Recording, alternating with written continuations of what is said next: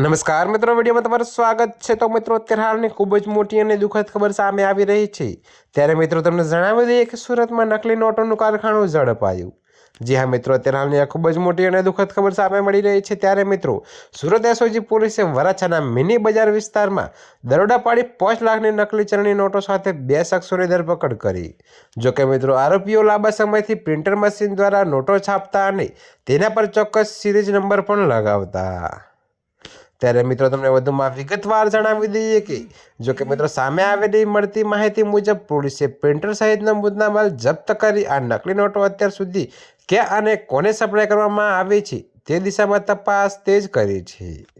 જી હા મિત્રો, તો અત્યારે હાલની આ ખૂબ જ મોટી ખબર છે। ત્યારે મિત્રો, આ ઓપરેશનની નકલી નોટોના મોટા નેટવર્કનો પર્દાફાશ થયો છે। તો મિત્રો, અત્યારે હાલ માટે આટલું જ। મળીશું નવી અપડેટ સાથે। અને જો તમને અમારા વિડીયો પસંદ આવતા હોય તો વિડીયોને લાઇક, કોમેન્ટ, શેર અને અમારી ચેનલને સબસ્ક્રાઈબ કરવાનું ભૂલતા નહીં મિત્રો।